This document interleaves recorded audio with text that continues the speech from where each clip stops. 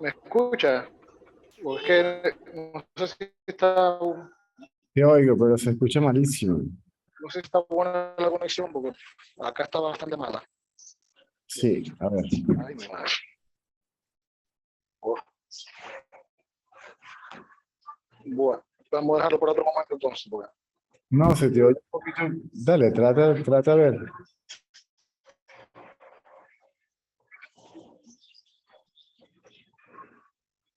Se escucha ruido de fondo. Acá. allá de momento se escuchan unos niños jugando y ahora mismo de hecho está congelada la imagen y miraste para el costado y se congeló la imagen, no, así que parece que está. No, la señal aquí está buena. Dame un segundo. No, la mía, la mía. Acá es donde está mala la conexión. Acá, donde estoy realmente no hay muy buena conexión. Es cosa de acá, de todo, de acá. A ver, trata de hacer tu pregunta a ver cómo va.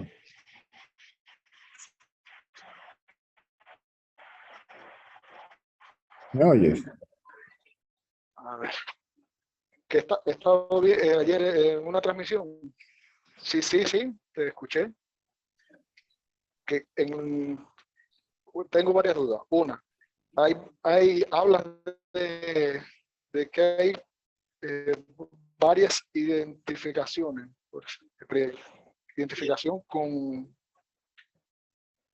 el cuerpo, con la mente y así, indagando poco a poco, se va, por decirlo así, trascendiendo cada identificación.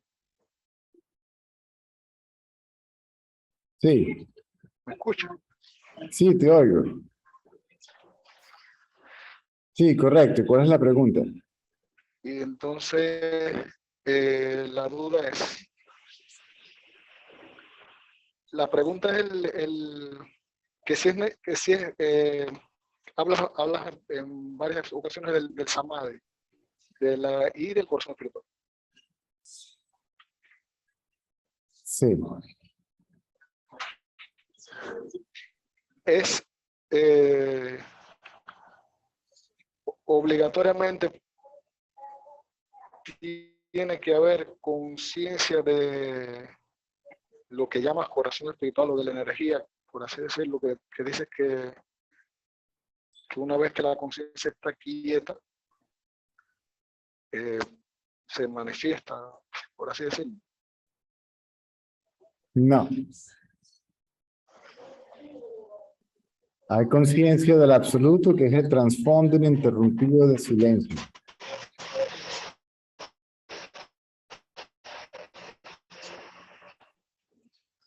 ¿Me sigues?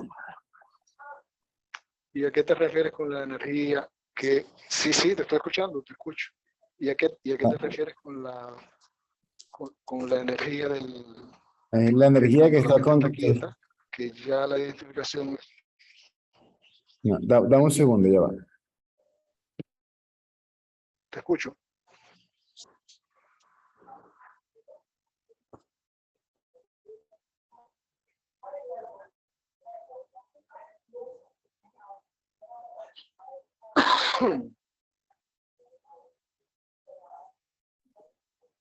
Ah, la energía está contenida dentro del absoluto, es inseparable del absoluto, ¿no?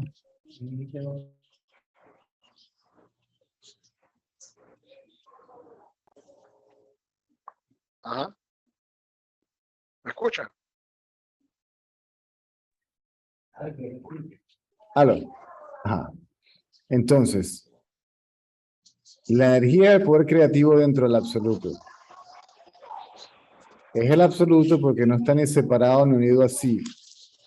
Pero el absoluto en esencia, como fuente, es silencio absoluto, vacío absoluto.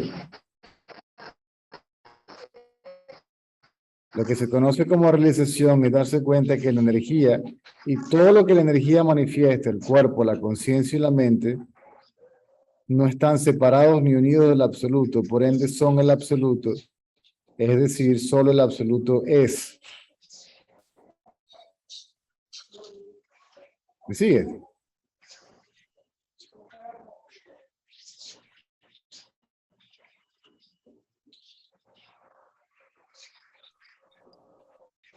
¿Me oyes? Sí, te estoy Ajá.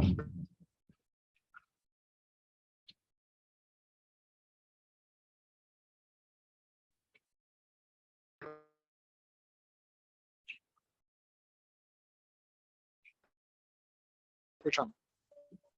Ajá.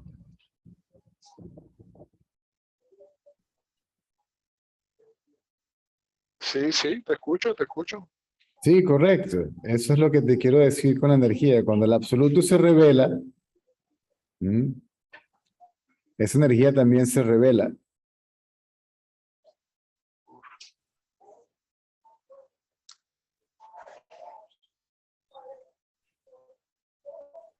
¿Entendiste lo que te quise decir? Te escucho, pero Sí, yo sé, me escucho, pero ¿entendiste lo que escuchaste? Se le cayó. Ah, espera que aparezca de nuevo por ahí.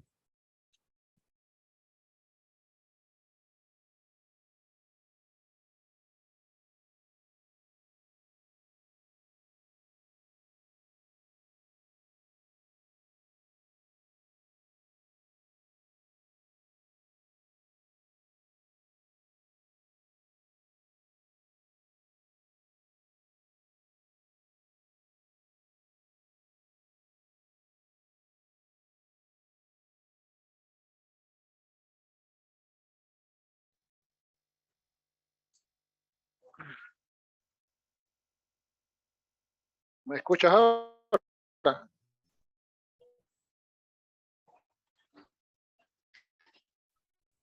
Sí, te escucho.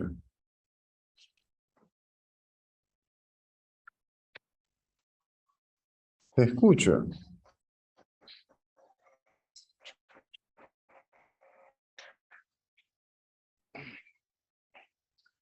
Esa energía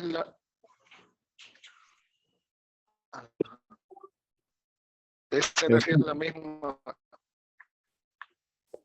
que se siente cuando antes de dormir y después de despertarse, en el momento que se va despertándose. Sí.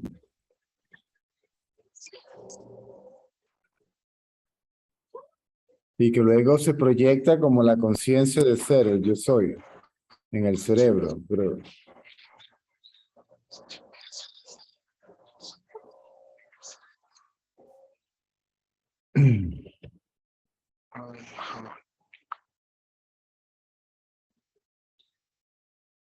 ¿Y a qué te refieres como tal a lo específicamente al corazón espiritual como tal? a esa energía.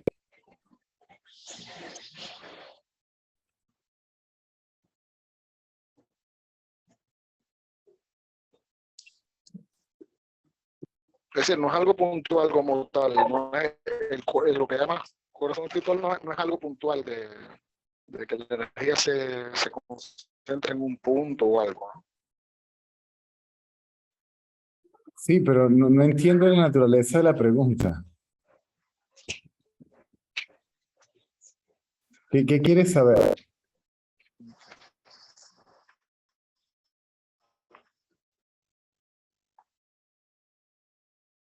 Que me respondiste, pero no entiendo la respuesta.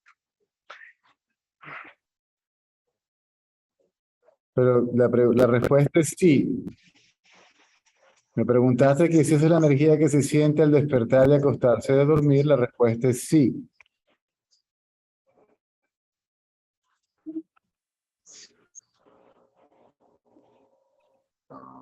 ¿Y qué es lo mismo que el corazón espiritual? Sí, pero no es la realidad última. No es que haya, no, no es que haya, ajá. Y según lo que hablas, la realidad última es lo que ve o por lo que es antes de todo eso, Sí, sabe de todo eso. sí, sí.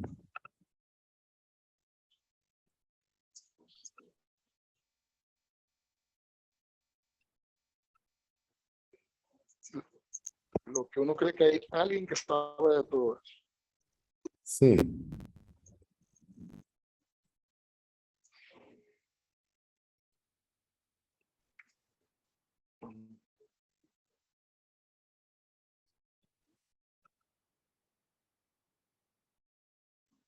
Ya, no hay más preguntas.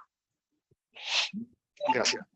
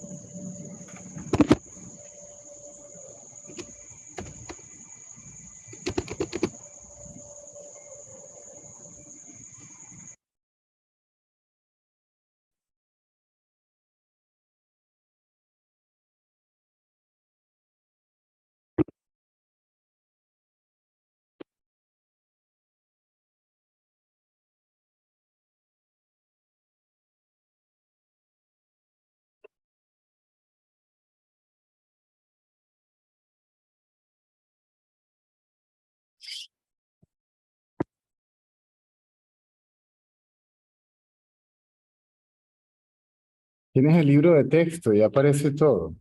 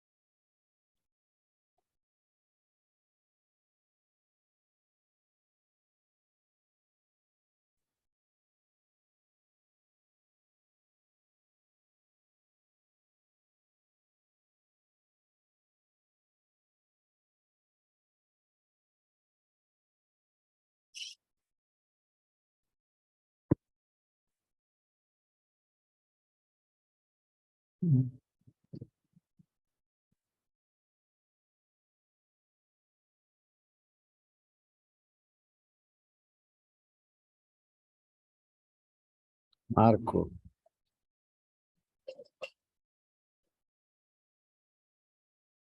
Oh, Shani, Terry, how are you guys?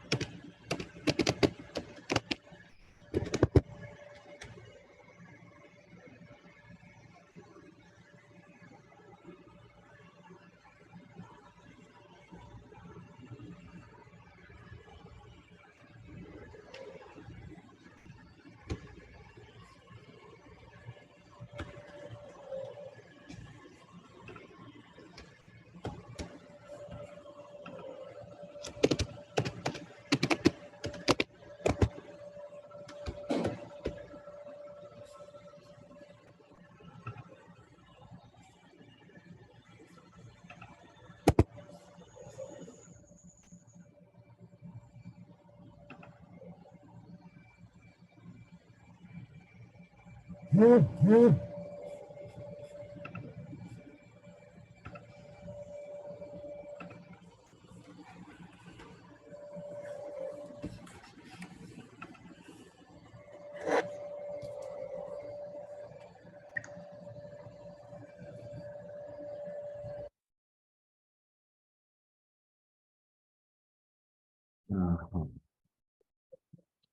Estará por aquí.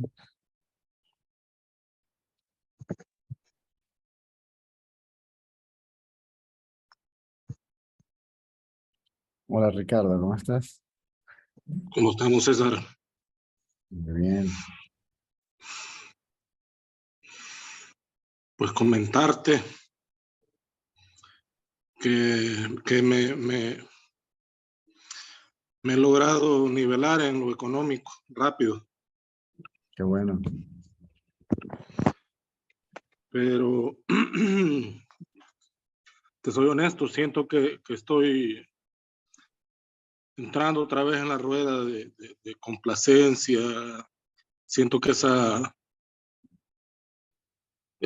tendencia a buscar el placer me lleva poco a poco, pero otra vez al mismo círculo. Pero tenía una consulta.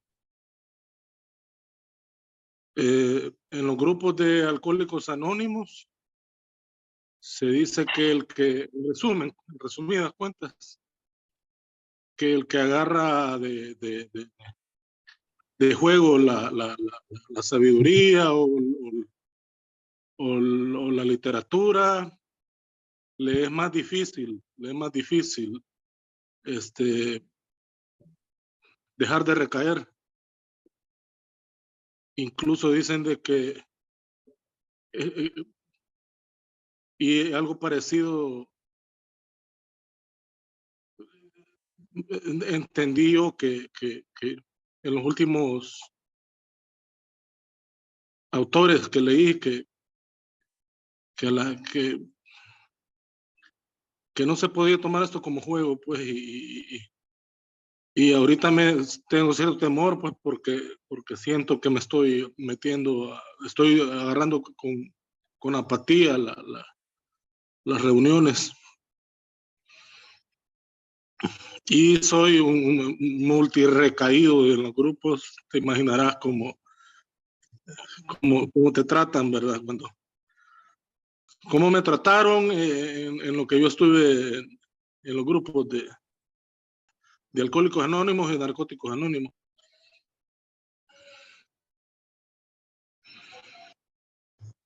Entonces, ¿será que la gente que ahorita estaba pensando que optó por el suicidio no tomó en serio la enseñanza o es otro pensamiento más?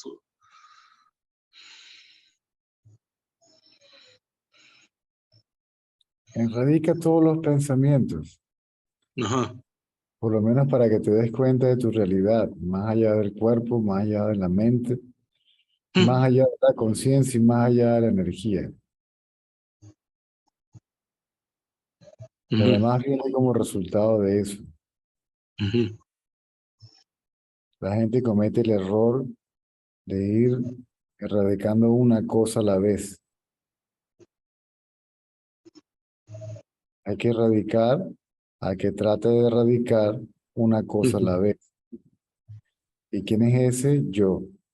Yo quiere decir cuerpo. Mientras hay identificación con el cuerpo, hay confusión y por ende sufrimiento.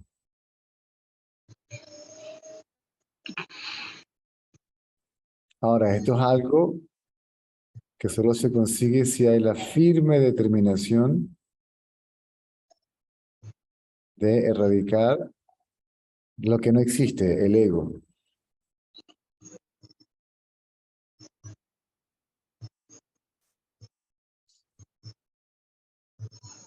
Puede que al principio uno vaya como a medias, ¿sí? Pero realmente tiene que haber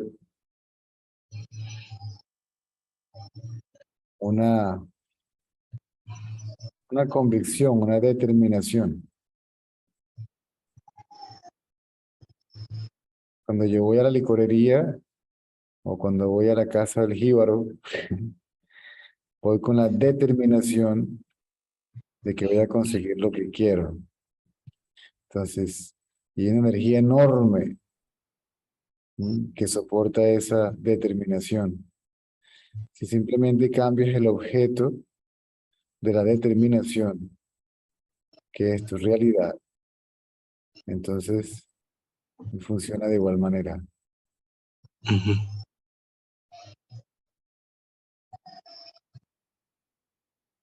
Pero eso depende de cada quien.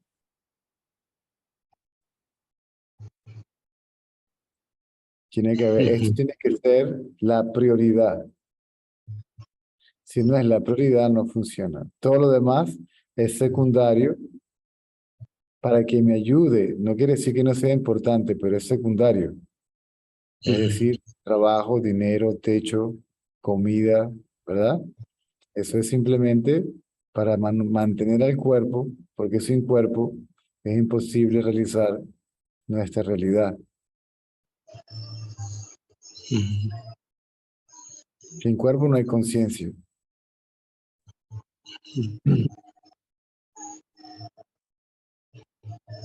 No hay un espejo donde el reflejo, la conciencia aparezca. Por lo tanto, uno no puede darse cuenta de que lo que uno es esa realidad sin nombre y sin forma parada delante del espejo y su reflejo.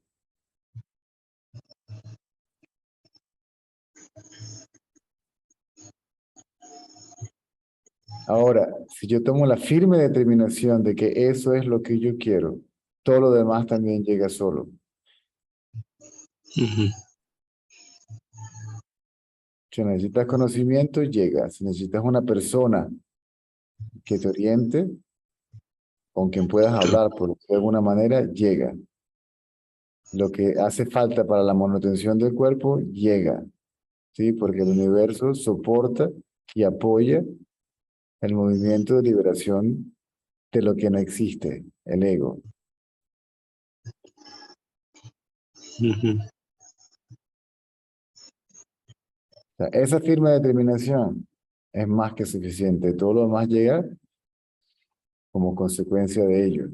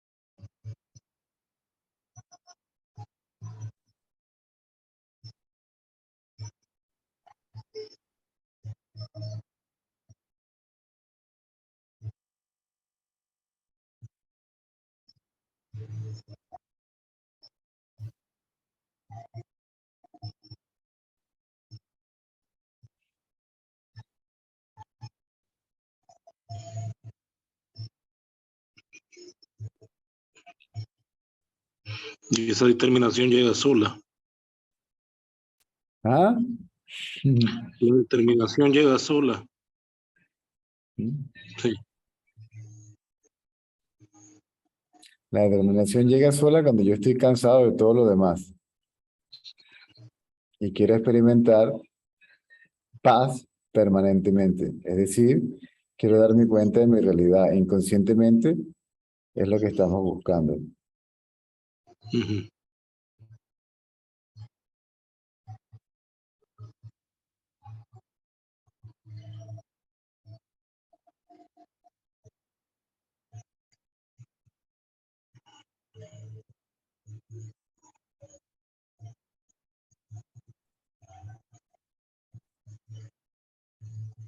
No es otra cosa que experimentar en la vigilia la tranquilidad del sueño profundo, de la cual no estamos conscientes porque no hay conciencia.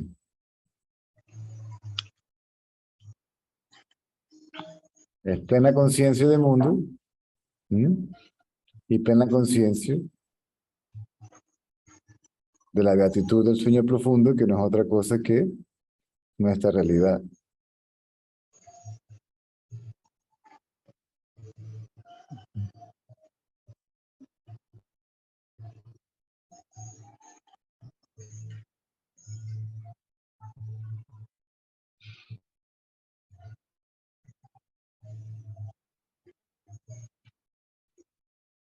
Beatitud.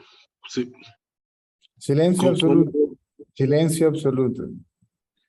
Un silencio que no es mental y un silencio que ni siquiera es de la conciencia.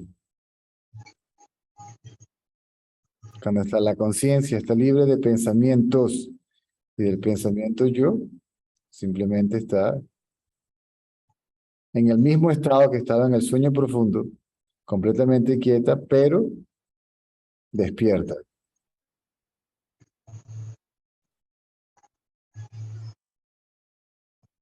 En el mismo estado de reposo en el que estaba en el sueño profundo, pero despierta. ¿Mm? Conciencia despierta quiere decir conocimiento de ser. Conciencia dormida es ausencia de conocimiento de ser. Ausencia de conciencia, es de ser conciencia, es de ser consciente.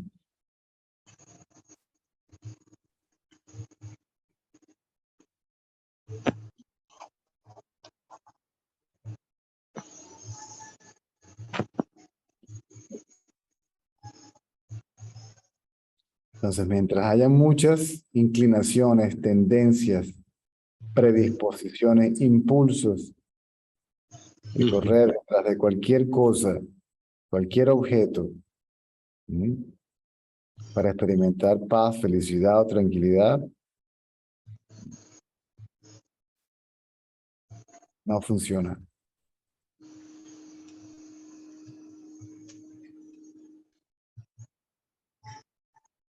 Al menos, por lo menos, mitad y mitad, sí, aunque sea y a ratos mirando hacia adentro.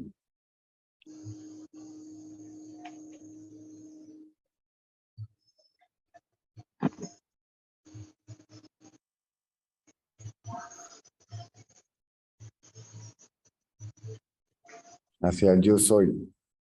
El absoluto está más allá de adentro y afuera.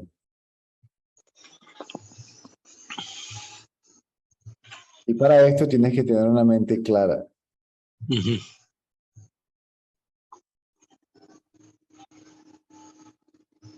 Entonces hay, ¿cómo los llamaríamos? Ciertos elementos, alcohol o lo que sea, algunos aceleran la mente y otros la ponen lerda, ¿sí? La mente tiene que estar clara, Ujú. lúcida, lúcida. ¿Sí? A la final ni siquiera la mente, si el cuerpo está intoxicado,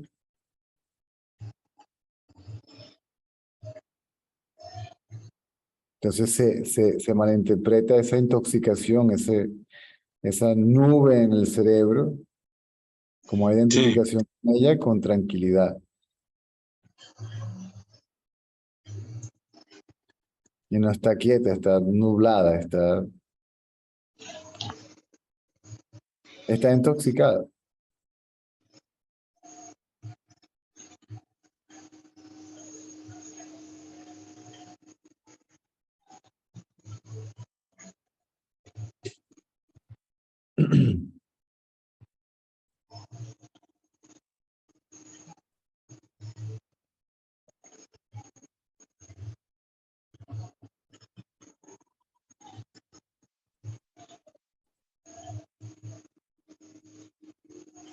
Después que el ego desaparezca, ya nadie tiene que decirte nada, ¿sí? Ya no te atrapa el mundo. ¿Sí? Puedes, no sé, y que después que se experimente nuestra realidad, ya lo de afuera, pues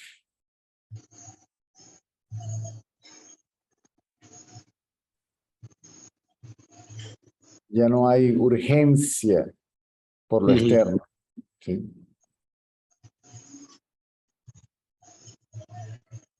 las necesidades básicas del cuerpo. Alimento, agua.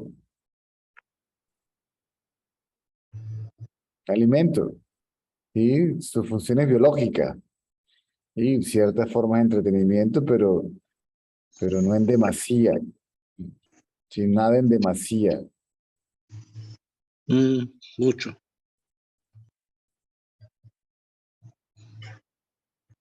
Porque desequilibra el funcionamiento del cuerpo y como no es natural, ¿sí? Por la identificación con el cuerpo, entonces, uy. ¿Sí? Mm.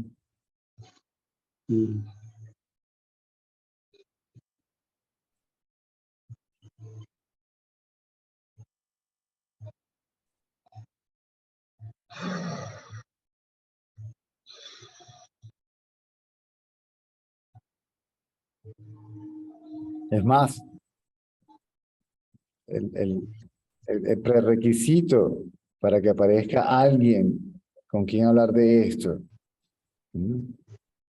Que te pueda explicar esto de manera simple y concisa, es el profundo deseo por la liberación del ego.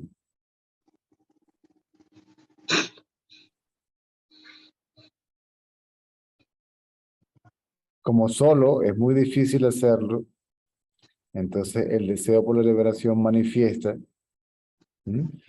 A alguien con quien yo pueda hablar y que me explique cómo liberarme de nada, de lo que no existe, ¿sí? De lo que yo creo que existe y que me hace creer que yo existo como lo que yo creo que soy, ¿sí? Una imagen mental que surge por la identificación con el cuerpo. Es una imagen mental de mí mismo.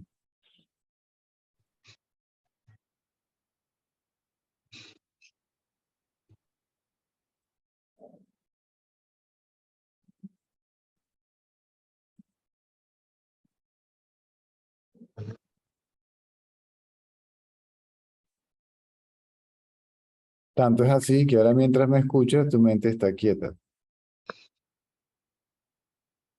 ¿cierto?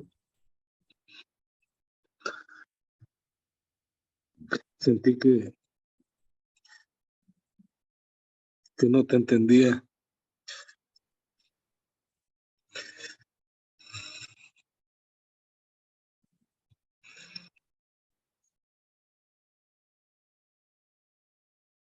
La mente estaba callada, ¿cierto? Sí, pero Eso es suficiente.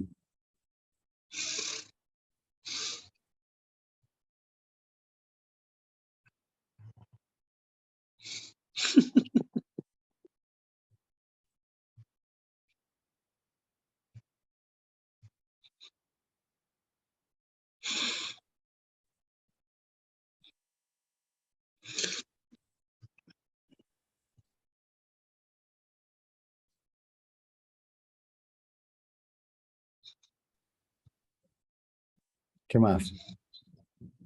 no, nada. No, nada. Bueno, Entonces, qué fíjate miedo. tú que ya se empieza a manejar una mejoría. No hay apuro, Sí, ¿sí? Estás comenzando. O sea, lo más interesante es que ya hay en ti, por el corazón que tienes, ¿sí? Por el corazón que tienes, que es el tamaño de una casa, está la honestidad en el deseo por la liberación. sí, Pero estás comenzando desde la A, no desde la Z. sí. ¿Sí? Entonces, aquellos que comienzan la indagación cuando tienen todavía demasiado en la cabeza, entonces se puede, van a pasar trabajo, pero para eso está uno, ¿sí? Sí, Para irte poniendo lo más fácil posible para que tengas un apoyo en el camino, ¿sí? En el camino, por decirlo de alguna manera. ¿Ok? ok. Gracias. Ya poquito a poco la salud va mejorando, ¿verdad? La condición económica va mejorando. Lo demás, no hay apuro. No te juzgues, yo no te juzgo. Si Sí. te juzgara, pues te pago el micrófono y ya está. O simplemente no entras a la reunión, ¿me explico? Pero como sé que ahí hay un corazón enorme, ¿m? Y y un deseo enorme, porque eso es realmente lo que quieres. Lo que pasa es que le llegaste a ese deseo por unos medios que, sí, o gracias, o debido a una Sí. circunstancia de vida completamente, y muchos llegan por ahí, tranquilos, no pasa nada. Entonces no te juzgues, no te condenes, no midas tu nivel de progreso, no te compares con nadie del grupo o cualquier otra persona, ¿sí? No te compares ni materialmente, físicamente, ni espiritualmente con nadie. Y para serte sincero, esto es entre tú y yo, los demás aquí no tienen nada que ver.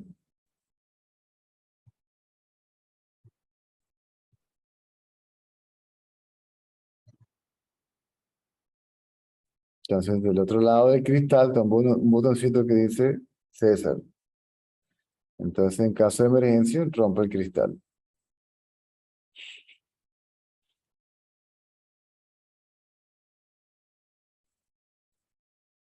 ¿Sí me explico?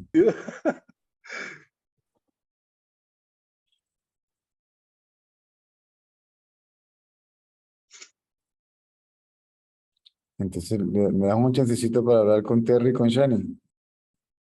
Gracias, César. Ok.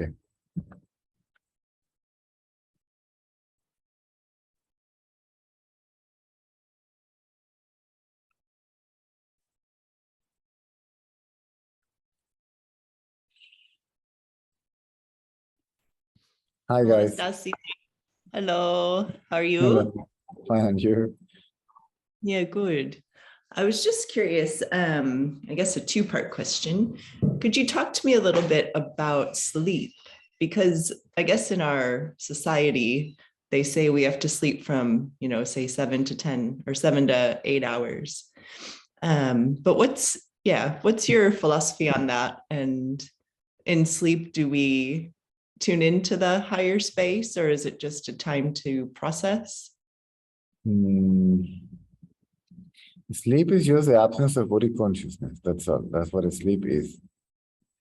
It's the so-called unconscious state, right? The states of consciousness, right?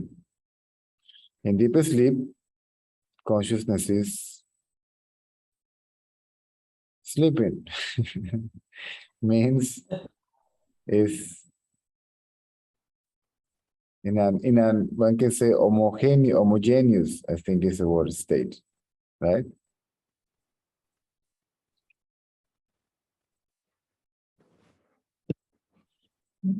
So deep sleep, this is what is called unconsciousness. Dream state is called subconsciousness. Awakening state, general consciousness, right? But the word consciousness is there, so there are three states of consciousness.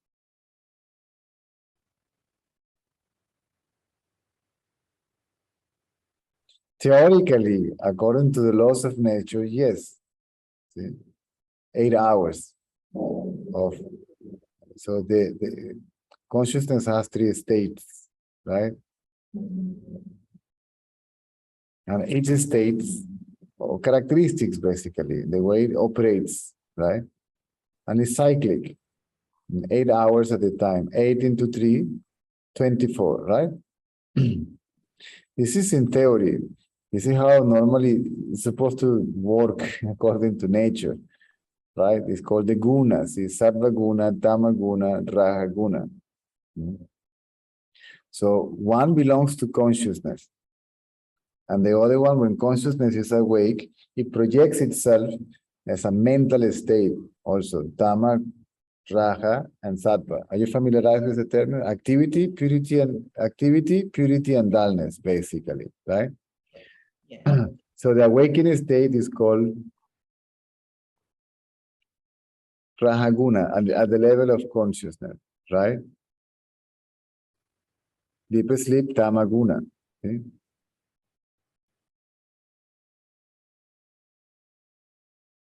Actually, no, Sarvaguna is deep sleep. It doesn't matter. Let's wait, forget about that. Let's make it something that is familiar to, let's throw these stupid books away. right?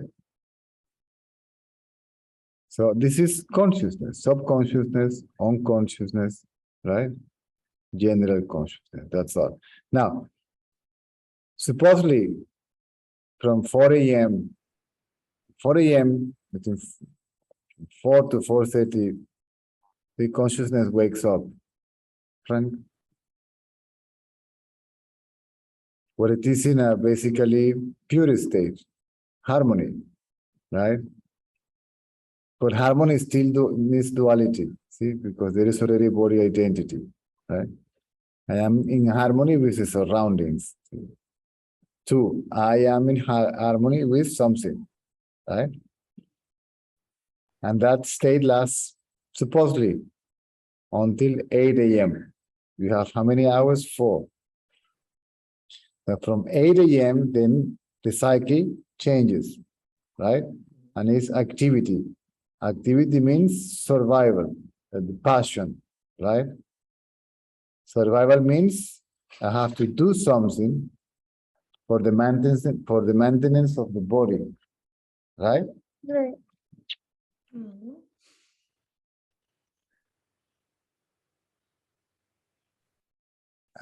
You have a low attack, sorry. It's going to sleep.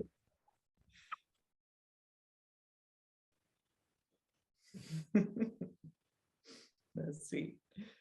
So this is the moment you say, I'm sorry, everybody, but I need to go. The forest, hunting, the sea, fishing, right? The farming.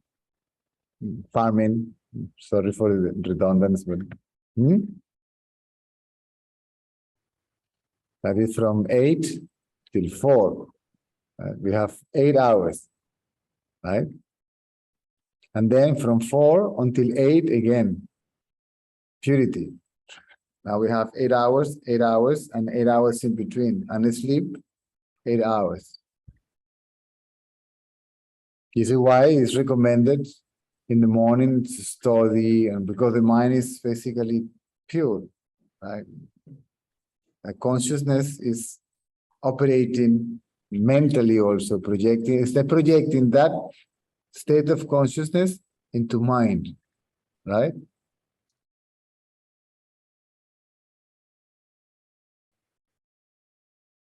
And then in the evening, some form of entertainment, because you are not distracted anymore about needs, right? Then why not? Nothing wrong with that. Now, you see the world as it is now, you tell me who is going to fit into that format. Nobody. To begin with, you have first, and then too much entertainment, right? And then entertainment is until 4, 5, 6 o'clock in the morning, tin. The people call that entertainment, whatever, right? Or businesses working 24 hours. What are you doing at 3 o'clock working anywhere you're supposed to be sleeping, right? So this is why the ego in human being produces a disbalance, a disbalancing nature, right? Beginning with your own body and then it gets extended to the rest of nature. Simple as that.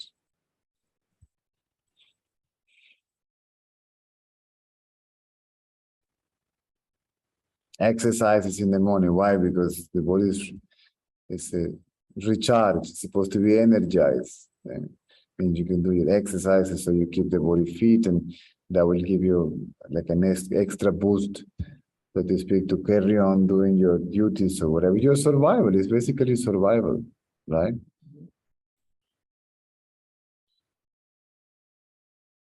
If there is ego, the survival mechanism is like in any other species. Competition, and the consequence of competition is violence, right? If we give up this romantic idea about life, and we really see how nature works, here everybody is running after somebody to eat that somebody or that thing. And everybody is running away from somebody not to be eating from another thing, right? Till the point that even the trees develop a defense mechanism, a self-defense mechanism, thorns. I will bloody poke you if you approach to me. that will hurt you, right? So nature itself is like that. That's the nature of the world. Full stop. We can all the moon is not romantic at all. The moon doesn't make you feel romantic. It may influence you in another way, but romantically, I'm sorry. See, the sunset, right? A little hard. All this is the extreme ridiculousness that the ego is already reaching that point. The extreme nonsense of the ego, right? Now, because it produces such a thing, right? The ego in human beings, then the absolute says, okay, I need to put order in my own house, right? And the ego is like bubbles in the water and begins to pop, pop, pop, pop, pop, pop, pop. So to bring things into a point of equilibrium, right? So the survival mechanism that was based in competition and its consequent violence changes for cooperation, right? And there's a word for that, convivencia, cooperation, and I will look for the word. Give me 1 second. Mami, it's cooperation and coexistence, right? Because as you see, the survival mechanism in human beings is becoming, see, a self-destructive mechanism. If the body is a cell in the universe, it's a self-destructive mechanism. So it's destroying itself and the surroundings. And then that turns into coexistence and cooperation. That's all. Still, the so-called 3 characteristics of the mind when consciousness wakes up, it's going to be there. But again, into a point of equilibrium, right? Neither too much, nor too little, Dr. Dolittle, right?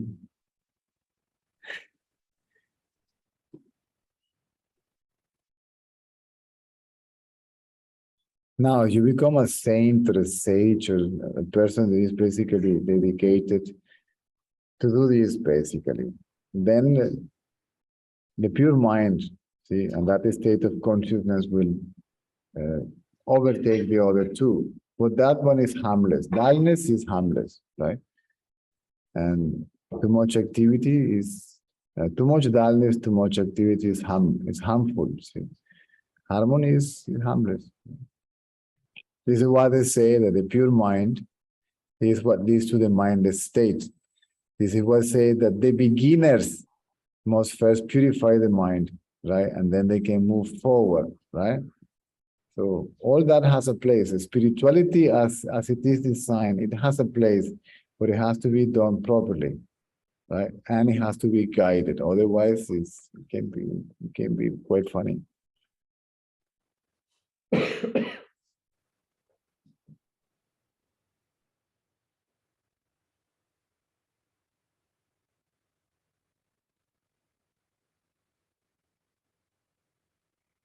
So that was the first part of your question. Because I can So feel the sorry to interrupt you. I was speaking with somebody now from the Spanish group. The so-called state of enlightenment. See, there is full consciousness of the surrounding. You are fully conscious of the surrounding. But you are also fully conscious of the beatitude of deep sleep, that you are not aware of it in deep sleep because consciousness is not awake. So there is a memory, say. It's like a blackout, but you cannot, nobody can say, oh, for 8 hours. It was like a moment of black. Even if you sleep 10 hours, it's like a split second, right? Either it is experienced as a split second or an eternity, right? Because there is no full awareness of one's reality. This is why it can be realized only in the waking state when there is consciousness. The consciousness is awake. When there is general consciousness. It can be done also neither in the subconscious state because the mind is going bananas. The dream state is just kind of a valve escape or escape valve. right? Where all your unfulfilled desires and all that stuff, it's like because of the presence of the ego, consciousness carries on projecting that, right, into another state called dream state, and nobody rests. Everybody wants to put the head in the pillow and bag it all, right? Nobody wants to be disturbed by dreams, right? Whether they are sweet dreams or nightmares, both are mental projections, right? And both are based in experiences from the awakening state. For example, if you go and see a movie of Stephen King, a horror movie, right? You will have bloody nightmares. Yeah. But what happened is that the murderer is another guy. The killing weapons are different and the victims are different, but it is the same image. Can you see that? So the same image is projected in a different way. Or you have a very nice moment during the day, and then it's that this is how me gives continuity to itself by projecting its memory, right? That is identifying itself with. Some people identify themselves with horrible things and they project that. And some people identify themselves with nice things and they project them in your dreams. But because nature is nature, okay, at least for a split second, there will be a moment of no dreams, at least on the way to sleep or on the way to wake up. It's a moment of blackout. Or during, see, breaks between 2, 3, 4 dreams, right?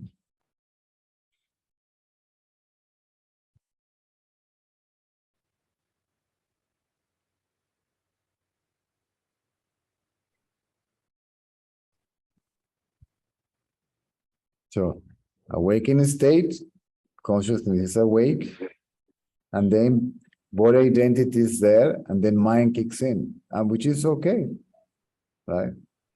Because the ego dies doesn't mean that the thought process, right, will disappear completely. It gets balanced. That's all. Unless you are again like Ramana Maharshi and the pure mind, see, and he was not affected by that. He said, anytime anybody can come and even say, I'm sleeping, wake me up if somebody comes to visit me. See. These people can put up with all that stuff. Yeah. Now, in the world as it is, even if you can be super enlightened being, but if you are working in a 7-Eleven at 3 o'clock in the morning, see, so whatever the body goes through, you won't be affected because there is no identity with it. That doesn't mean that you will not experience the consequences of that, right?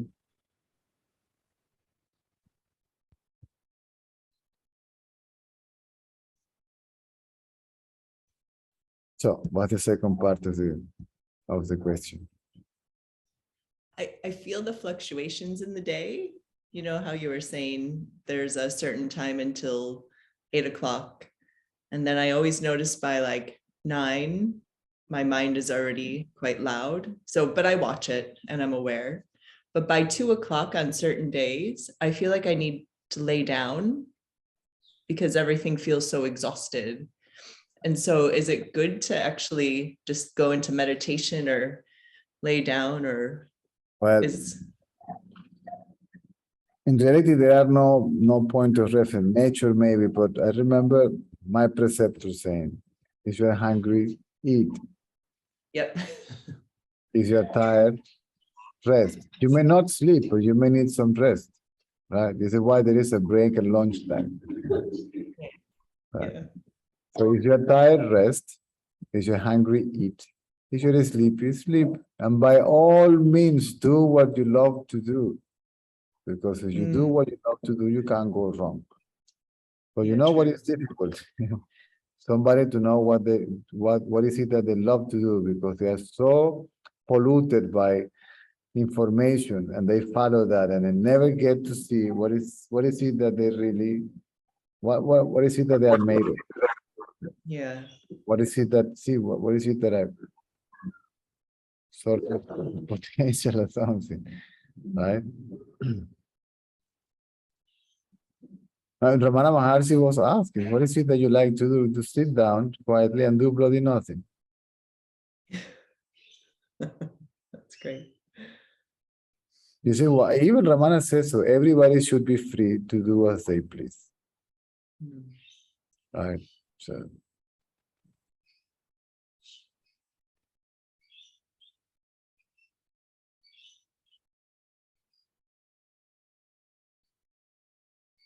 It's a funny experience that once get used to. That in the waking state, you're awake. In the dream state, you're awake. And in deep sleep, you're awake. Because the veil of ignorance is removed. Right?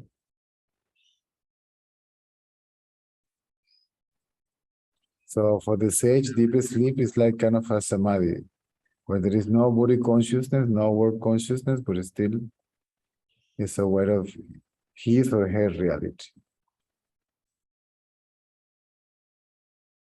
And the mind is always, the mind may be active in a way that it becomes so selfless, right? That it is always into something for the sake of the collective, right? Now, even if you're a super enlightened being, right? And as the sages of the sages, see, your pure mind may lead, but you will be touched slightly by the dullness because the body needs rest, and then dullness is, you experience it like a lack of energy, right? Because the body needs some rest, and then you feel like down. And you, at least slightly, you will be touched by the active mind. I just want an ice cream. Sorry. Right. Stop there and let's have an ice cream, right? Or a cup of coffee, whatever. You know what I'm saying?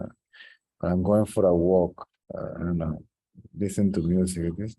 Even Ramana, I have a little radio there, and they will put it, maybe not too loud, but sometimes they will put a little radio.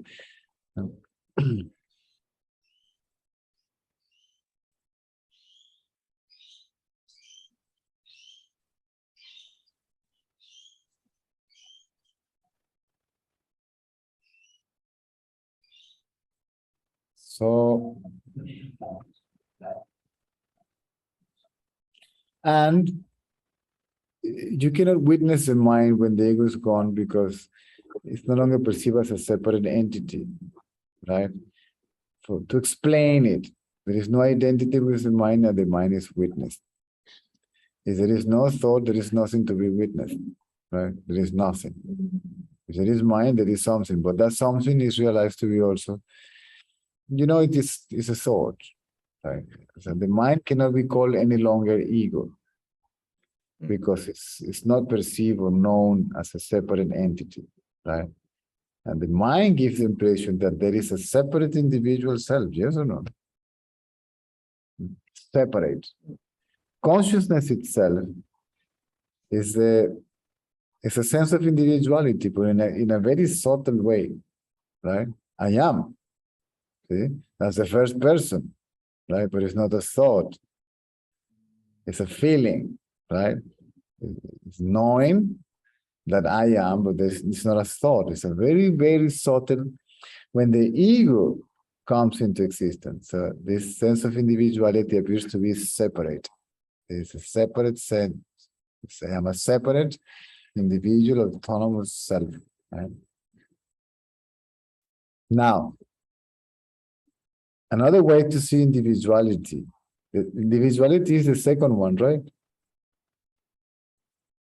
So it is a whole illusion.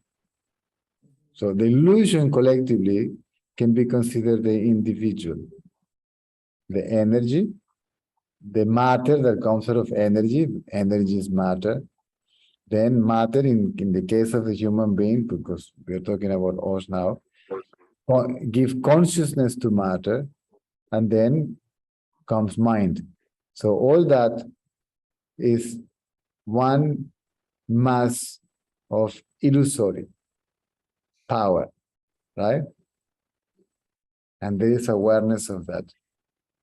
So the individual as such From this point of view, it's neither separate nor united with the absolute, is the absolute.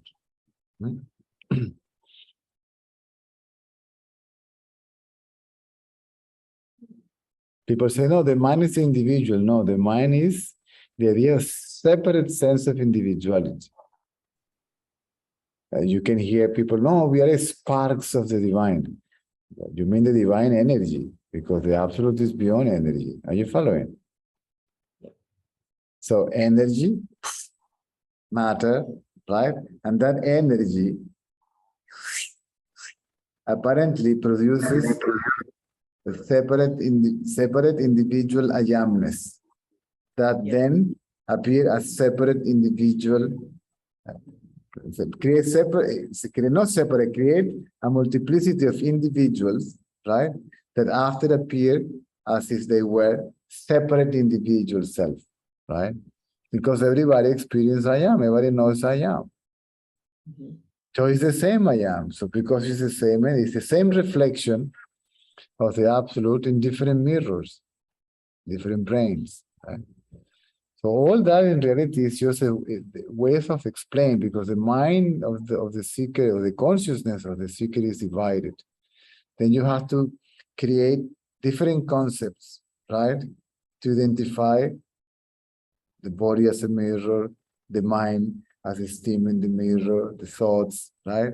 Consciousness as the image hidden behind, the light, which allows all that to be seen, the energy, and the ultimate observer, which is a nameless and formless reality.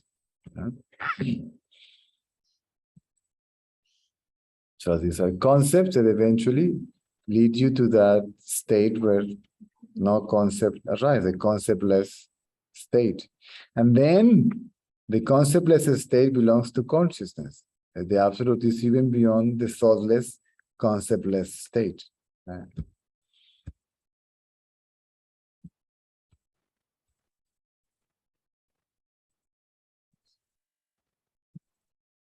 The absolute becomes, the absolute doesn't become anything. The absolute permeates nonsense. The absolute remains the absolute. So the space is neither manifest nor unmanifest. It is. Right? Manifest and unmanifest is energy. Partially unmanifest in a non-differentiated state, infinite amount of possibilities in a potential latent state, and a little bit of that you grew, so to speak, out of it, and is manifested. Therefore, the absolute is beyond manifest. And see, the causal body, the cause of the appearing of the manifestation is the energy. The absolute is beyond the cause. See? It's a causeless state, and it is uncaused. Nothing caused it, right? And it's beyond the cause, which is the energy. So that's what I love about, let's say, the Vedic school, that have a particular concept to identify each thing, because they give you some sort of a perspective, right? Of what is not, right? The nameless and formless reality. Because how can you conceptualize that which is even beyond the conceptless state? Nobody is even beyond concept, but beyond the conceptless state.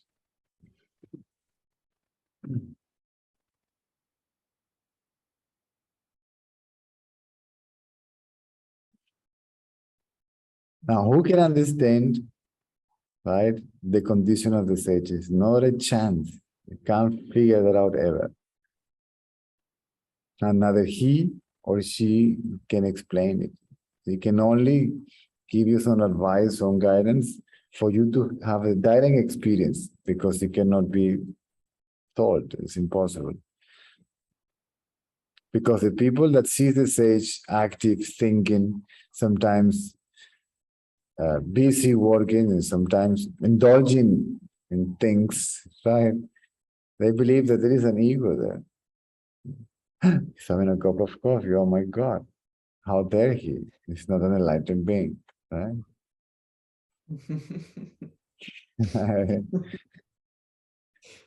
No, he doesn't need prana. He eats banana. No, he can be an enlightened.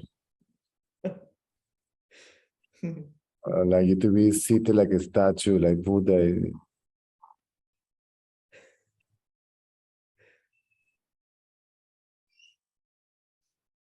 And at the end of the day, who is the ultimate enjoyer and sufferer of everything?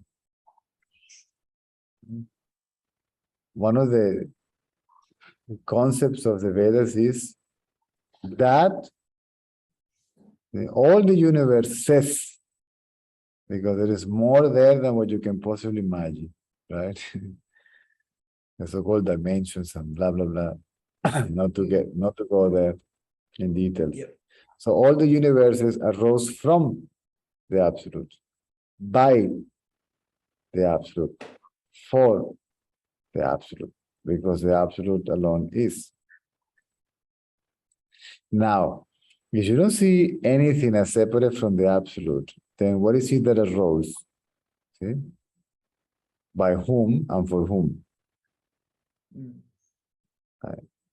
So that's the beauty of what I found on these books, that many people get confused because it is written for or explained for different persons that have reached certain understanding and experiences and all that stuff, right?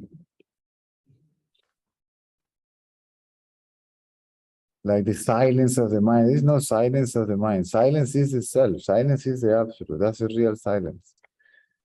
So there are three silences, two unreal, one is real. The unreal is this thought I and no other thoughts, where I am silent. See?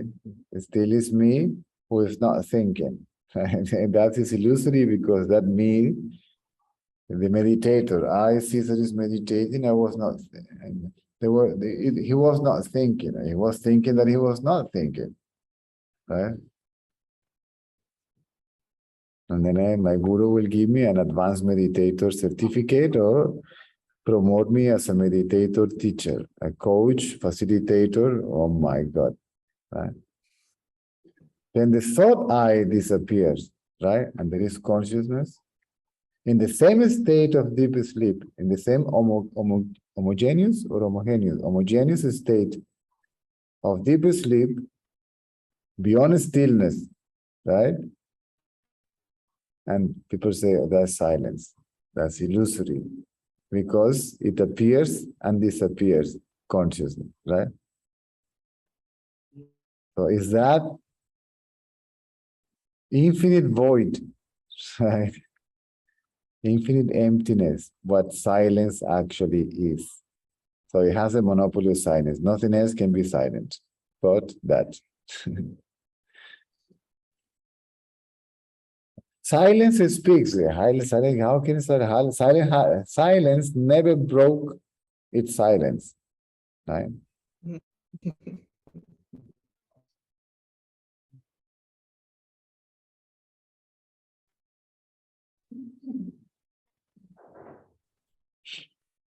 It gets manifested, all this. No, it remains always. If you pay attention to it, if it reveals itself, it's not. It hasn't come forward, right? It hasn't get manifested. It still is as it is, right?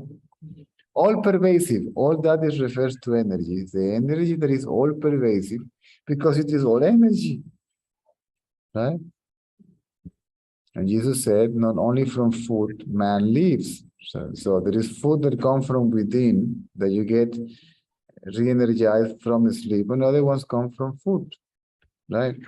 Unless you want to eat prana, Jesus, that's boring.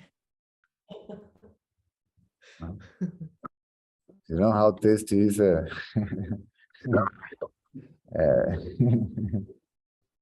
curry with naan? Or I don't know, whatever.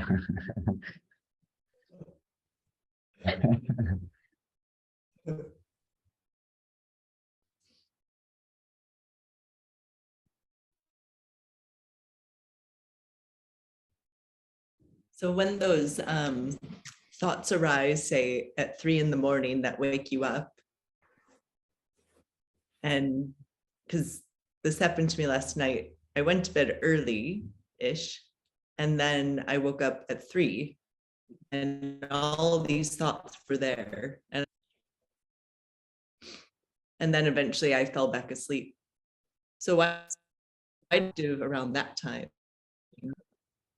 Well, first of all, don't worry about that, right?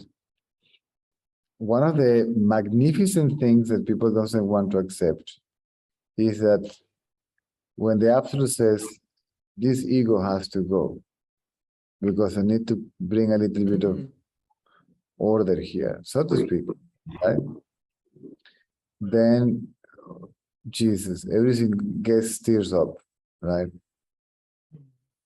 And then, my God, I used to sleep 10 hours and I used to go to bed and really sleep soundly, but now everything, right? Because this energy, right, begins to, there is something there that I don't speak about it too much, which is called ignorance, right? It's where all the conditioning is contained, right? All the preconceived ideas, the tendencies and all that, the past, basically, right? That the consciously, collectively identified self is what appears to be an individual issue, right? My subconsciousness, my issues, my memories, my problems, my traumas, and all that stuff is collective. Right? Then the Absolute says, I will burn all this out, right? But to be burned, it has to be awakened, right? It has to be illumined. So you can be conscious of it. What is in a state of total darkness is called, Ramana called it nations. I remember when he wrote, this little booklet, Who Am I, was written, right? Ramana says, I am not this, I am not this, I am not this, I am not this. And before getting to the Absolute, before getting to the statement, I am that, they say, I am not even the nations, which is ignorance. Ignorance is the known, right? What people call knowledge is really ignorance, right? They say that knowledge is learned ignorance, right? So all that, and this is something that the seeker doesn't want to accept, and there is no way out. All that crap. See, the Absolute will switch on the light. See all that stuff, and don't identify yourself with it. So okay. And it's the Absolute that is going to burn it by the means of the energy that enters into a destructive cycle. And then your life becomes a mess, and your mind becomes a mess, and things appear to be worse than before. And in reality, it's a sign of progress. It's a sign of progress in the sense that that revolution already started. Even if you see this analogy that Shiva comes and drink the poison from the ocean, but the poison needs to be, it was, how you call that? Churn, right? And it was collected in one place, right? So it was put together, and then that's exactly the whole point. So this is why nobody can do anything about it, neither have to do anything, because it's already happening. So the Absolute is going to dissolve that into its infinity, right? By the means of its own, I don't know why they call it creative energy, because it's cyclic. See, it creates, sustains, and destroys. There is your Brahma, Vishnu, and Shiva, and the consorts, right?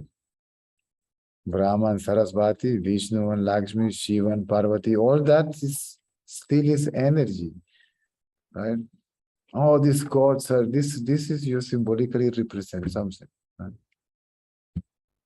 No, Shiva is the Absolute. It's not the Absolute. Shiva is the absolute destroyer. It's the destroyer of ignorance. So it's an energy in a destructive cycle, right? Oh, Brahman. Well, Brahman is when all these three gods are dissolved into Brahman. That's not the Absolute. There is Para Brahman. See, beyond Brahman, beyond consciousness. People don't get that. And how can you speak about that when you know this concept as they are, what symbolically represent these concepts as they are, as from your own direct perception, right? This guy was looking for a true God, right? And he went to the house, and somebody said, no, go and see Brahma. He went to the house of Brahma, and there is Brahma sitting on a couch listening to Saraswati playing the sitar. I say, oh my God, what kind of God is that? Look at this, enchanted by the senses. Even like an idiot listening to music. This God cannot be the most powerful and real, right? I said, the guy said, no, this God is not true. I said, then go to the house of Vishnu, right? And then he goes to the house of Vishnu, and then Lakshmi is giving massage to the feet. Oh God, this is even worse. See, he's just even enjoying the place. He's not even listening. He's accepting the touch, and it can't be. And says, sir, this God is useless also. Then go to see Shiva, you know. And when he went to the house of Shiva, the Shiva was naked, Parvati was naked, and he was sitting on them. They were making love and say, oh God, that's it. This is the worst, right? And then he said, I want to listen to this fellow, right? That is telling me to see all this God. This cannot be. So which is the real one? What is the reality? And then somebody came and says, listen, all this is nonsense. The only reality is the absolute nameless and formless, right? So this guy that sent the other guy to these gods means it represents the false guru that's telling you that the ultimate reality is limited to a particular name and form and attributes and characteristics and so on. And the real guru says, no, forget about that. It's beyond all of it. Right? Yeah. It's interesting because all that downs to you somehow. You get to know it, and because it's your. I remember my preceptor told me, see, the day will come that people will bring books to you, either physical books or in their heads.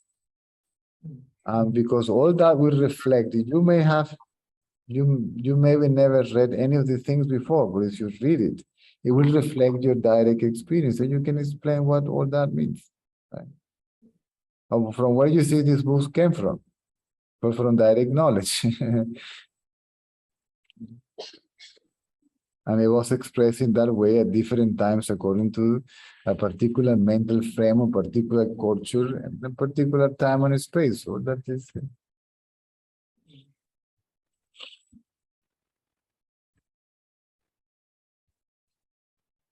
What else can I tell you? So consciousness remains as a witness of the mind. At the beginning, the witness is the mind, because consciousness is not even a witness. It's the witnessing. It's the cognition element. It is just appears to be in a way of I amness or something like that. But consciousness is basically the instrument through which the absolute, see, is aware. Through consciousness is aware. First of itself, and then of its own mess, the absolute mess. The absolute illusion.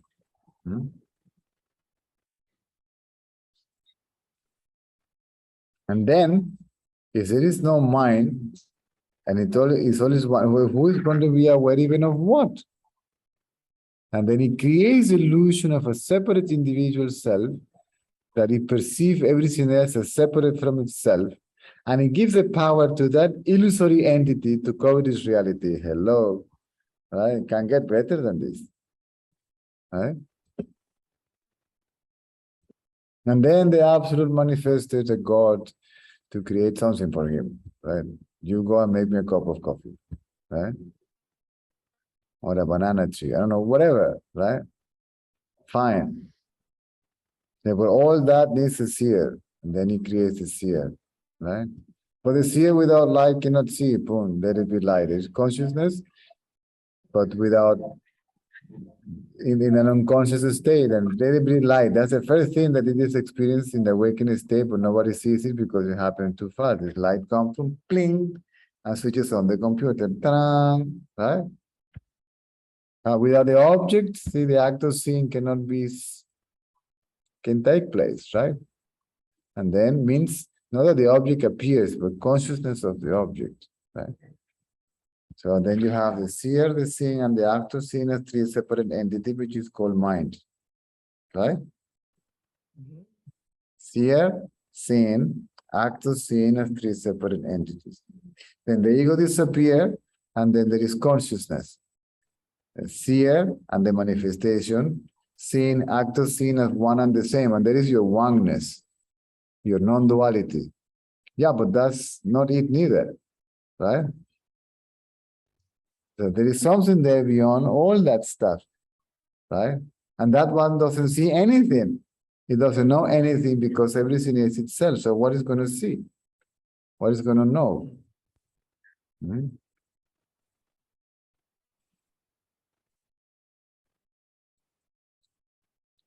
Oh, the Kundalini wake up and they believe that, oh, Kundalini, let's wake up the Kundalini. Leave the Kundalini alone. You don't have to wake up the Kundalini. Leave it alone. You're going to be in trouble if you play with that. So they believe that the Rosaluz the Kundalini is enlightenment, or the result of enlightenment is the Rosaluz. No.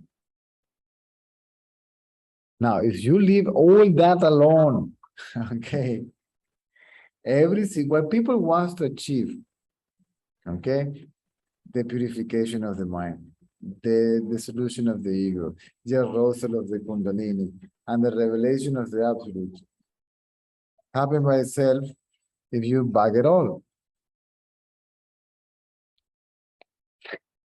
So all what the people want to achieve are the means of effort, right? The effort is an obstacle, right? Because you want to produce something that already is, and you can't produce what already is an indivisible mass of absolute existence. You cannot make it happen. You have to go, right? And then that reveals itself by itself to itself as it is, as a totality. Not only as the absolute, but also as a relative. See, not only as a reality, but also as an illusion. Now, again, we come to this is it. This is it. It's reality and the absolute are one and the same. So the concept of reality and illusion, absolute and all that goes to, everything goes to hell. See? And this is the state where no concept arises. And there is an absolute not knowing, including not knowing of not knowing. Because knowing or not knowing is already knowing too much.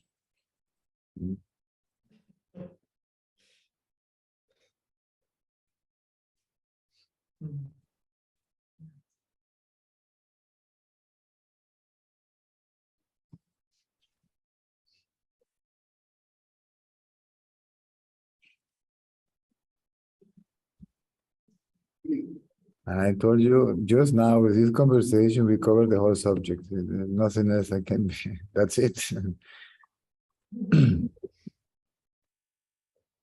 That was great. Thank you. You're welcome.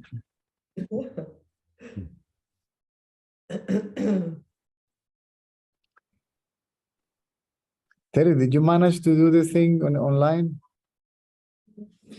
Oh, I'll try it this weekend. Yeah, I'll let you know how. I got other things.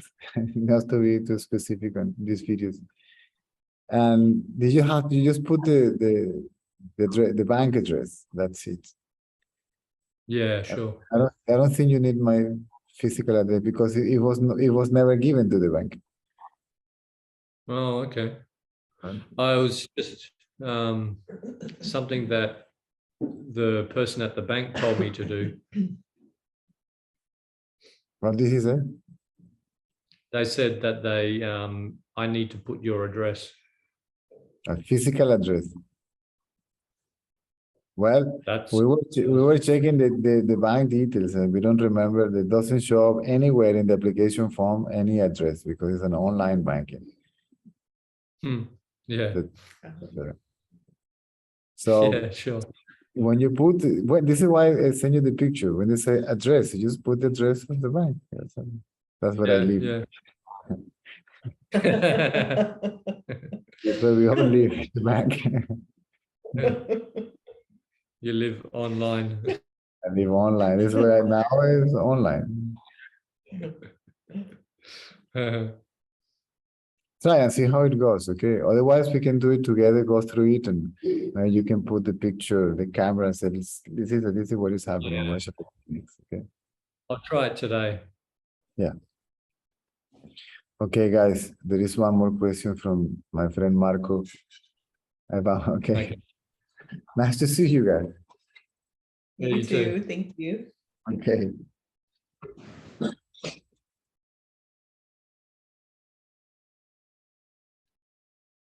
Marco. ¿Cómo es, César? ¿Cómo estás?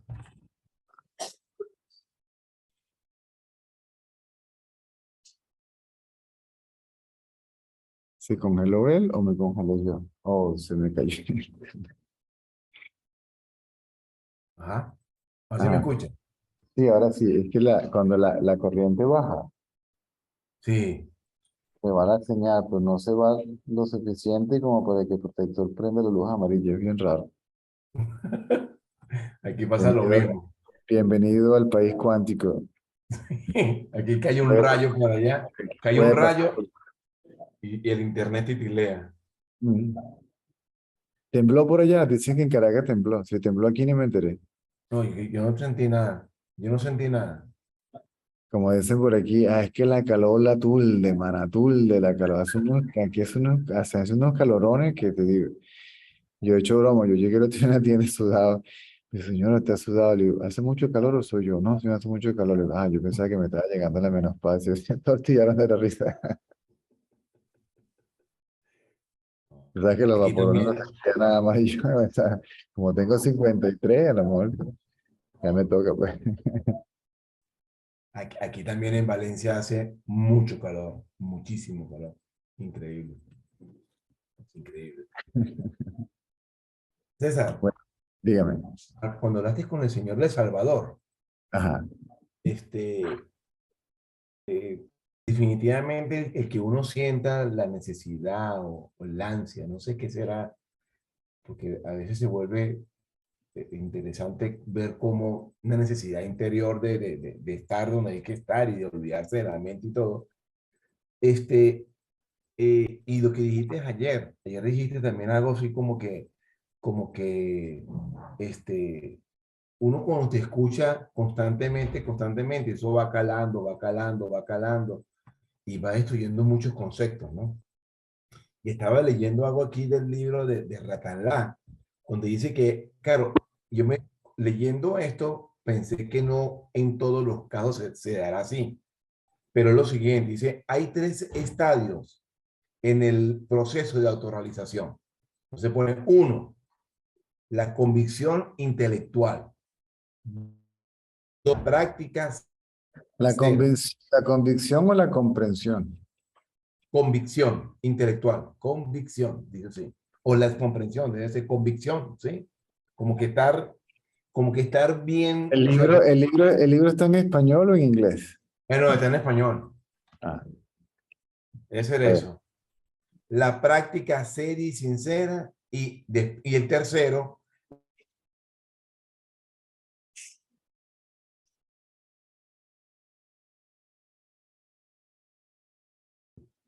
en el proceso de autorrealización. No siempre será así, ¿no? Tienes que repetírmelo porque se te cortó la conexión. Ah, O bueno. se cortó.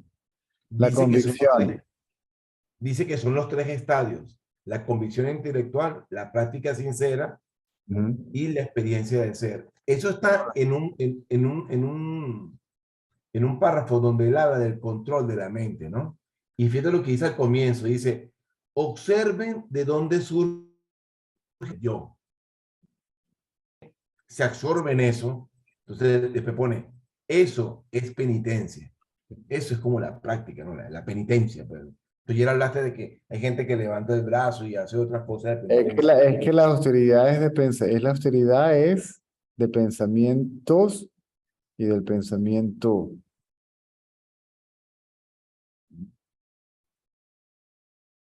La única austeridad es depravarse del yo. Sí, claro, no, traduje mal la palabra de inglés al español.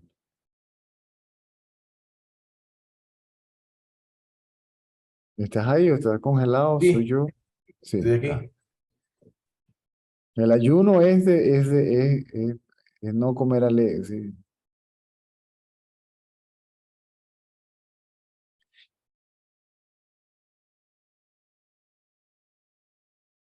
Busca el lugar de origen del yo. Se sumerge en su fuente. Pum. Su fuente es la conciencia. Ese yo soy, esa yoidad que no es un pensamiento. ¿Mm?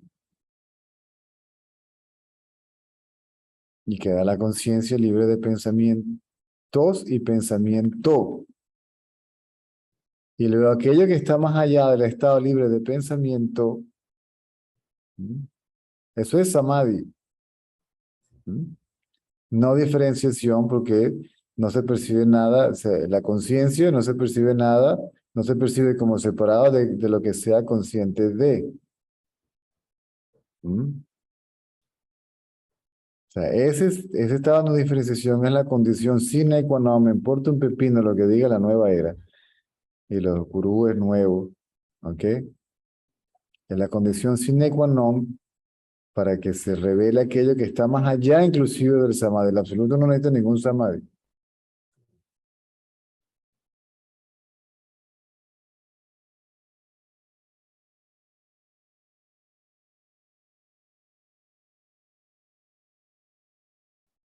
Entonces, fíjate, o sea, definitivamente es que la mente busca siempre la manera de cómo encasillar las cosas, ¿no? Uno, parte de la práctica que estoy en este momento es escucharte a ti en las noches. Eso es parte de la práctica, pero igualito, durante el día trato de estar consciente de observar la mente todo el tiempo. Y es increíble lo que uno se da cuenta, Dios mío, o sea, verte, es una de loco, una cosa de loco. Pero al final, como hablábamos ayer, esto es un sinsentido, ¿ya? O sea, es un vacilón, pero cuesta creérselo de verdad, cuesta creérselo. Hoy estaba ocurriendo que me resbaló, no, lo puse en práctica y me di unos coñazotes mentalmente. Me sentí afectado y todo por las cosas que pasan. Entonces, claro, es como volver otra vez y ver la mente y estar con la mente y estar ahí metido en eso hasta que haya una convicción clara de que todo es irreal. Siento que será así, no sé.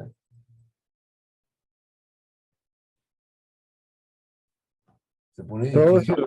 mira, todo quiere decir la materia es irreal. La conciencia de la materia es irreal. O sea, la materia es irreal. La mente es irreal. La conciencia de la materia y de la mente es irreal. Y la energía que manifestó todo eso se le llama poder ilusorio. Algunas culturas lo llaman mente, o sea, da igual cómo lo llames. Por eso mucha gente se confunde con...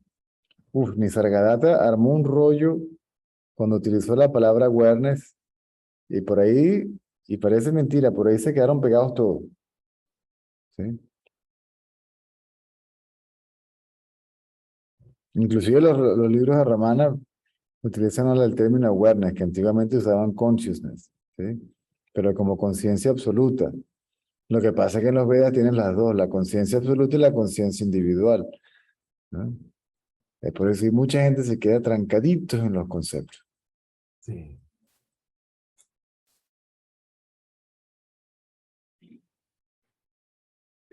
Eso se deberá a los basanas, ¿verdad?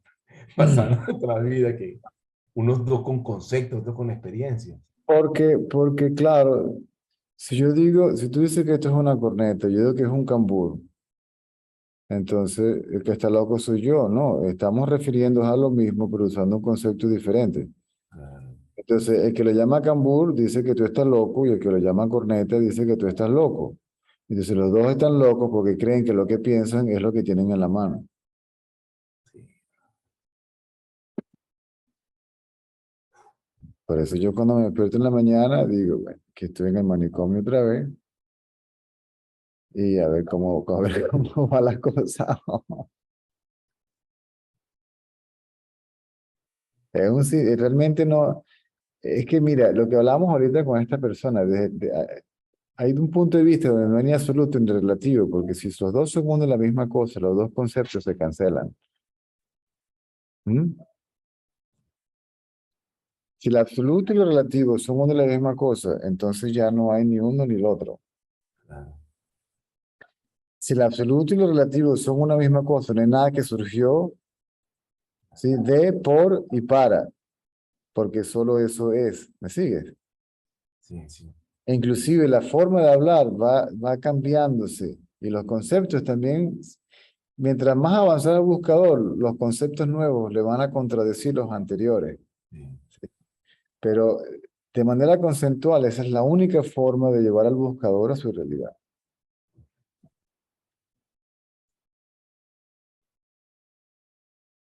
Porque son muy pocos lo que llegan ya tan listos que no les dices nada, los ves, te ven o se ven y ya está. ¿Sí? Una mirada basta y sobra. ¿Mm? Darshan. ¿Te acuerdas de esos términos? Darshan, Sparshan, Sambarshan. Claro.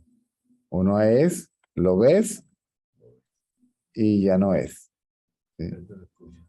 Lo vio, ¿sí? Y se fue. El otro es lo oyó y se fue. Y la otra es lo tocó o te tocó y se fue. Eso es muy, muy, muy, muy, muy raro. Los demás, tienes que darle un poquito más de macana.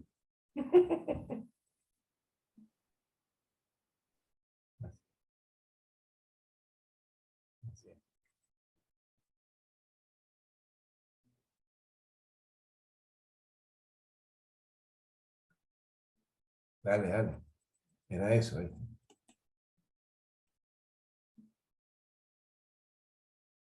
Ahí tiene que, yo no sé, esas ediciones nuevas hay que tener cuidado porque yo me acuerdo que él decía, primero lee el profundo deseo por la liberación.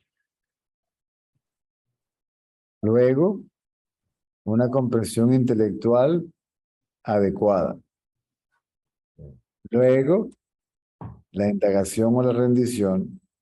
Y por último, la realización. Sravana, manana, dhyana, ñana. O también una profunda convicción intelectual de que la realidad, de que eso existe y de que uno es eso, ¿sí? Una comprensión intelectual o una convicción intelectual.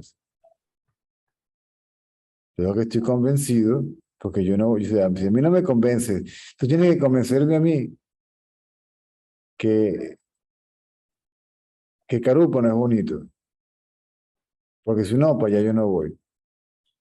¿Me explico? Sí, sí, sí. Entonces, la práctica es voy para Carúpano, es decir, llevo la mente a Carúpano, su lugar de origen, en el absoluto. ¿Mm? Y como resultado de eso, pues la realización.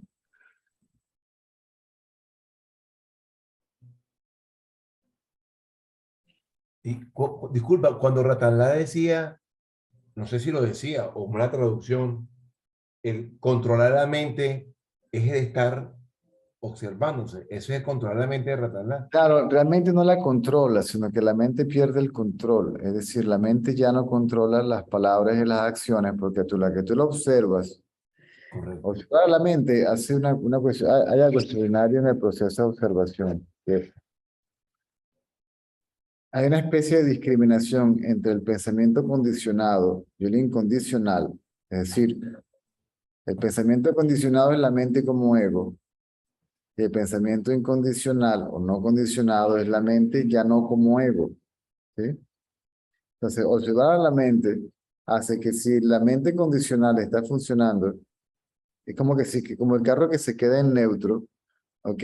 Tú le piensas el croche, metes la primera, tú aceleras y aceleras y aceleras, y suena bum, bum, bum, y ese carro no va para ningún lado. Correcto. Es decir, ese proceso de observación hace que todo eso se quede acá, pero pierde la capacidad de controlar las palabras y las acciones del individuo. ¿No? Y no tienes que hacer nada para verlo, hace el proceso de discriminación surge solo. Entonces se ve el pensamiento condicionado, plum, y colapsa. Y luego se ve el pensamiento incondicional y opera. ¿Mm? Que es meramente práctico, pragmático, eficiente y altruista, porque no se espera nada ni de lo que pienso, ni la acción que le continúa al pensamiento. Porque no hay un yo que esté esperando nada como resultado de lo que piensa y de lo que hace.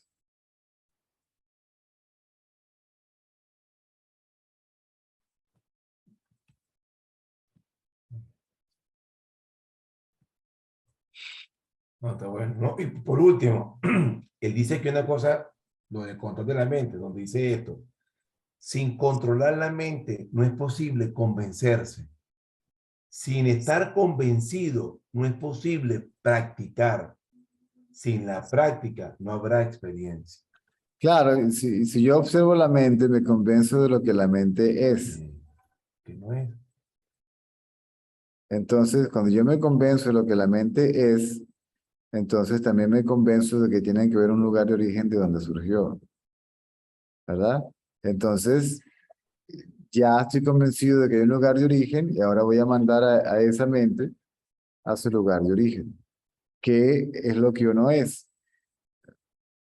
Uno de los obstáculos es que como yo creo que yo soy la mente, yo voy a encontrar mi lugar de origen, ¿sí?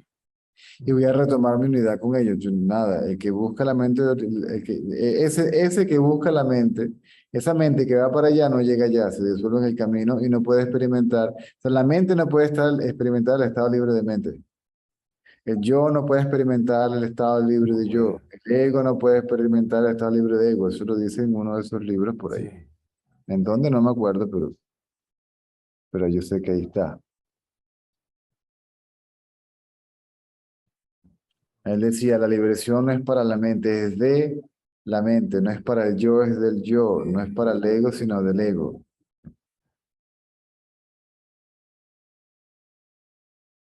Claro. Quien se libera es el yo soy, la conciencia, el absoluto no tiene nada que liberarse. El absoluto es aquello que ve a la conciencia esclava y liberada. Y es la que hace, por medio de la energía de su poder ilusorio, ¿ok? Que haya esclavitud y liberación. Pero como tal, simplemente es.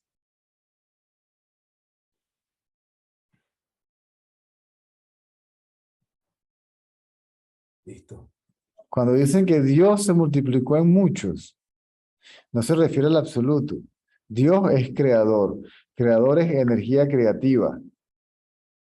¿Me sigues? Ok. Pero el absoluto como tal está más allá de Dios. Claro.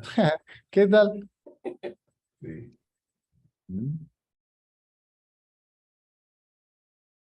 Por eso se dice en la Iglesia Católica inclusive se dice Dios de Dios. ¿Sí?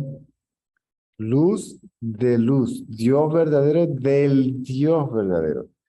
¿Sí? Es lo que en India se llama Brahman y para Brahman. Para Brahman es el Dios de Dios. ¿Sí? Es la fuente de la energía creativa o el creador.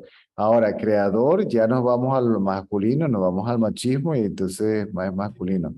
Por eso en India tienes, lo tienes masculino y femenino. O sea, es la misma energía en un ciclo creativo y tienes a Brahma y a Saraswati. La misma energía entonces, aunque lo que Brahma creó, Vishnu lo sostiene junto con Lakshmi, ¿verdad? Entonces, la misma energía en un proceso donde se sostiene la forma, algo en particular.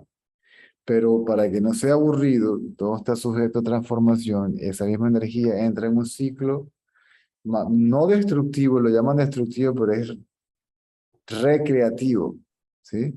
Entonces transforma la materia en otra cosa y también transforma la mente en otra cosa, la transforma en una mente libre de ego. Eso es lo que se llama la transformación espiritual, pero no es espiritual, es mental y física, porque el espíritu no tiene que transformarse en nada, ¿no? Igual que las prácticas espirituales serán mentales. Son mentales. ¿Ah?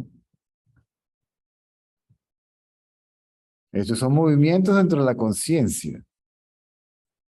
Los movimientos de energía dentro de la conciencia. ¿Mm? Pero más allá de Brahma, Vishnu, Shiva y sus consortes, tienes a Brahman. Esa es la conciencia en estado homogéneo. ¿Ok? Donde está tan quieta como el sueño profundo, pero está despierta. ¿Mm? Y más allá de eso está para Brahman, sí, más allá de Brahman, más allá de la conciencia.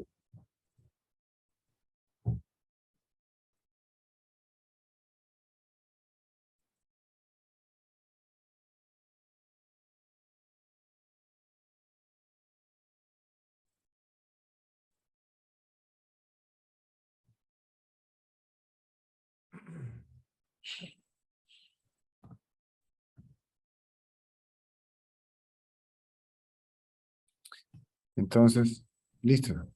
Listo, tranquilo, mañana. Entonces, bueno, disculpen lo de la tarde, se fue la luz, ya ustedes saben cómo funciona acá. En Margarita al menos es bastante estable comparado con el resto de la nación. Epa, disculpa, la grabación de anoche. La estoy No. subiendo, la estoy Ah, subiendo ahorita. perfecto. Dale, que estuvo bien buena noche. Estuvo buenísimo. La de hoy también, debo decir. ¿Ah, sí? Voy a verla Es entonces. que eso depende de ustedes. ¿Sí? Sí. Cuando la persona es sincera y la pregunta está hecha de manera, ¿no? Por ejemplo, la pregunta de Shani, porque fue tan puntual, ¿verdad? Que te permite elaborar, ¿sí? Entonces a veces yo puedo entender lo que quieren decir, pero está tan engorroso que dice, ok. Listo. A veces me la ponen fácil, ¿sí o no? Ah, bueno, entonces nos vemos mañana, ¿ok? Seguro. Seguro. Si Corpolec quiere. Dale. Dale. El dios de la electricidad. Hasta mañana. See you Hasta tomorrow, mañana. guys. Nos vemos.